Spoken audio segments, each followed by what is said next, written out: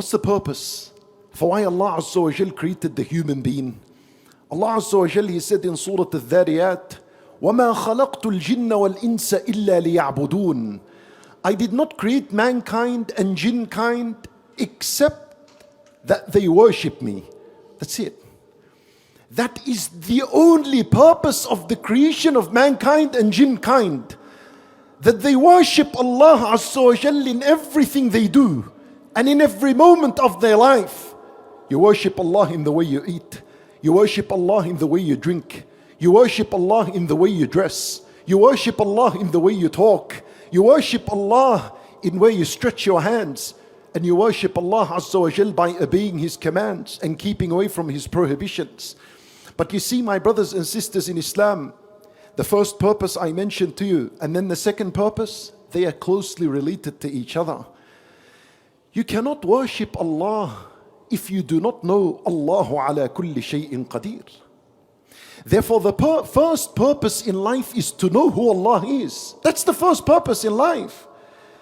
Before it is to worship Allah, the first purpose in life is to know Allah Azza wa Jal by His names and attributes. Is to know that Allah is capable over all things. How are you going to learn this lesson? Look around you. Look above you. Look beneath you. Look left and right of you. Everything Allah created refers to the fact that Allah is capable over all things. That's the first purpose in life, to recognize Allah Azza wa Jal.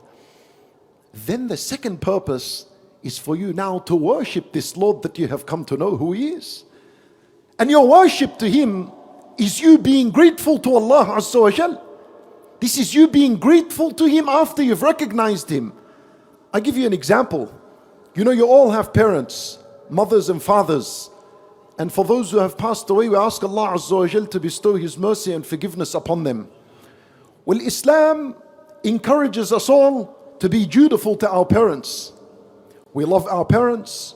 We serve our parents. We go out of our way to do things for our parents. We want to see that smile on their face, and we want a dua from them. And no matter what pain you go through, that's all right. These are my parents. Right? This is the attitude we have with our parents. And they are created by Allah. To Allah Azza wa Jal belongs the highest of examples. I'll give you that. But let me ask you something. Why are you good to your parents? Why do you feel the need to serve them and to love them? Why? I tell you why. Because you recognize they are your parents. But this is my mother. This is my father. She carried me for 9 months. He provided. He went and worked hard. And every dollar he spent it on my education, on my food, on my nourishment, on my clothing. I recognize. So I am grateful to them for the rest of my life. To Allah belongs the highest of examples. When you recognize who Allah is. When you recognize that it was Allah Azza wa Jal who clothed you. And it is Allah Azza wa Jal who fed you. And it is Allah Azza wa Jal who nurtures you and gave you life and causes your death and decrees all your affairs and matters. And it is Allah Azza wa Jal who guides you. And it is Allah Azza wa Jal. It is Him that you are here tonight. It is Allah Azza wa Jal that your limbs are functioning today and you woke up healthy and you had your well-being. What is Allah Azza wa Jal to you compared to your parents to you? Nothing. Nothing.